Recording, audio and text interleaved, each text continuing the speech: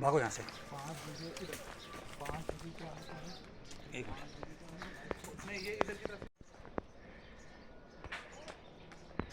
Down हुआ है ना, वही मैं कह रहा हूँ। इधर बांध रहा है।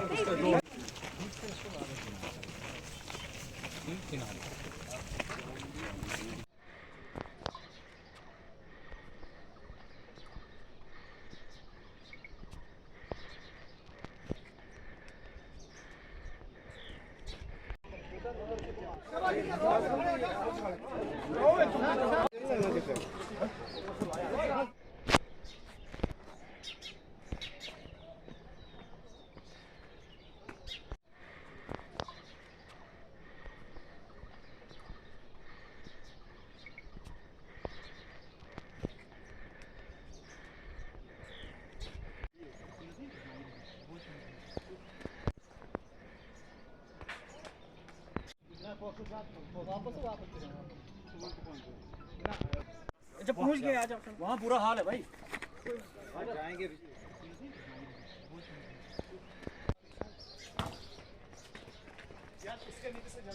इधर आ जाओ भागो यहाँ से।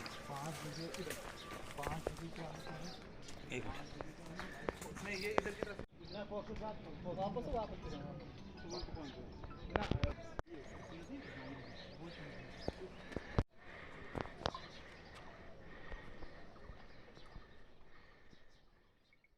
पहली बात ये है कि ये नेचुरल डिज़ास्टर है, इसमें किसी का कोई रोल नहीं है इतना ज़्यादा कि कैसे हुआ कैसे नहीं हुआ, बट इसकी जद में जो है वो हमारे लगभग 50 के करीब घर जो हैं वो आए हैं। तो इनकी फैमिलीज़ को जो है वो अभी हम रिहेबिलिटेट करेंगे, शिफ्ट करेंगे, सो दैट के टम्परेरी तौर पे इनके रिहाइश के लिए जो है वो कुछ टेंटेजेस वगैरह इन सारी चीज़ों में उनका रहने का इंतज़ाम किया जाएगा। दूसरा इसमें यह है कि जो हमारी एसेंशियल सर्विसेज है, जैसे आपने रोड देखी, बिजली देखी, हमारी फर्स्ट प्रायोरिटी यही रहेगी कि इसको रिस्टोर करेंगे। और थर्ड प्रायोरिटी हमारी ये है कि इनका जितना भी डैमेज हुआ है उसको असेस करेंगे, तो अंडर रूल जो भी इनको कंपनसेशन जो मिलेगा तो उसको हम अदा करेंगे।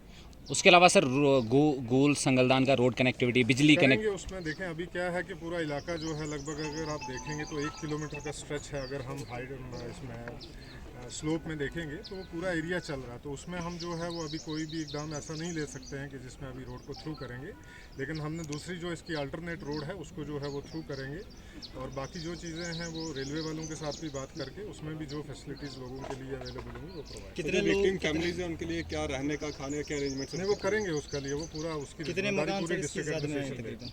जैसे मैंने पहले ही बताया लगभग 50 के करीब 30 जो हैं वो इमीडिएटली डैमेज हो गए और 20 के करीब जो हैं वो इसकी जद में और आ सकते हैं।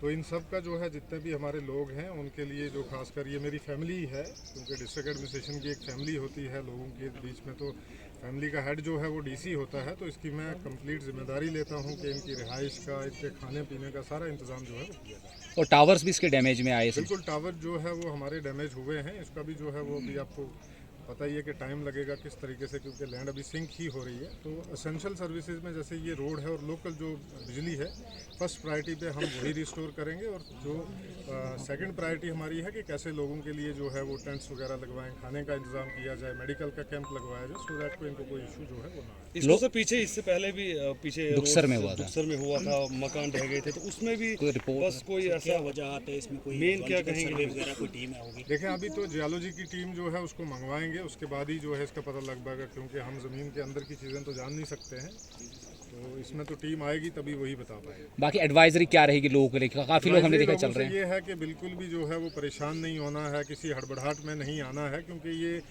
कुदरती तौर पे ऐसा हो रहा है, नेचुरल वे में ये हो रहा है, डिज़ास्टर है।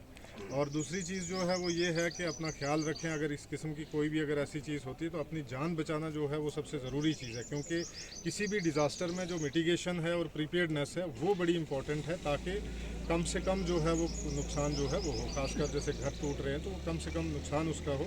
और दूसरी चीज़ ये है कि हमारा रिस्पांस टाइम जो है वो बहुत फास्ट होना चाहिए, सो दैट कि इसके लिए अभी हम कैंप करेंगे, हमारी एक टीम जो है वो 24/7 यहीं पे कैंप करेगी, और उसमें जितना भी जो चीज़ें होंगी एरिया को भी जज किया जाएगा, उसके बाद जो एसेंशियल सर्विसेज है उनको भी रिस्टोर। Thank you so